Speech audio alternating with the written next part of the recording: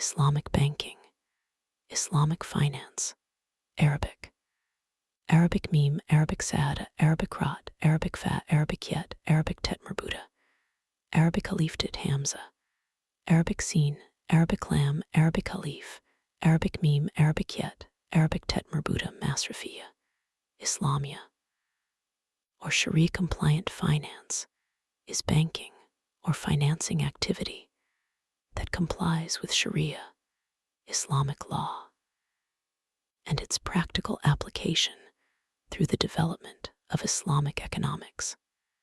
Some of the modes of Islamic finance include mudaraba, profit-sharing and loss-bearing, wadaya, safekeeping, musharaka, joint venture, murabaha, cost-plus, and ijara, leasing.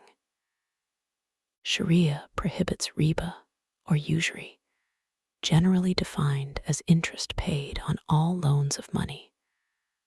Although some Muslims dispute whether there is a consensus that interest is equivalent to riba, investment in businesses that provide goods or services considered contrary to Islamic principles, e.g. pork or alcohol, is also haram, sinful, and prohibited. These prohibitions have been applied historically in varying degrees in Muslim countries' communities to prevent un-Islamic practices. In the late 20th century, as part of the revival of Islamic identity, a number of Islamic banks formed to apply these principles to private or semi-private commercial institutions within the Muslim community. Their number and size has grown, so that by 2009, there were over 300 banks and 250 mutual funds around the world complying with Islamic principles.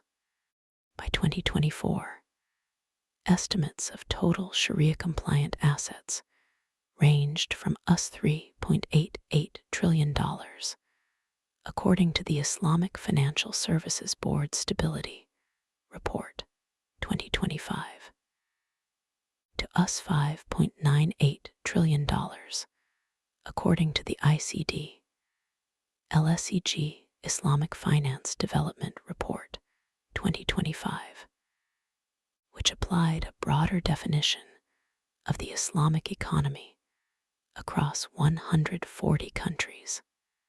The Gulf Cooperation Council region accounted for the largest share at 53.1% of IFSB measured assets, followed by East Asia and the Pacific at 21.9%, driven by Malaysia and Indonesia.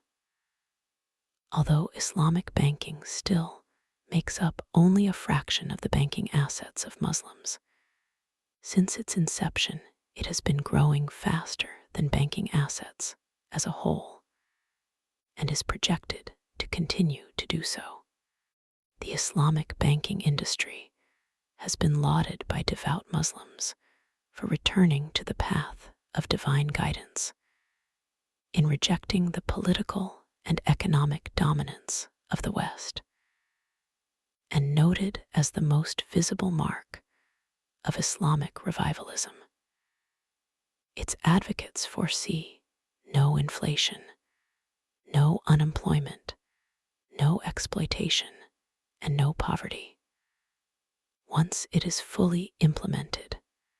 However, it has also been criticized for failing to develop profit and loss sharing, or more ethical modes of investment promised by early promoters, and instead merely selling banking products that comply with the formal requirements of Islamic law, but use ruses and subterfuges to conceal interest and entail higher costs, bigger risks than conventional ribawi banks.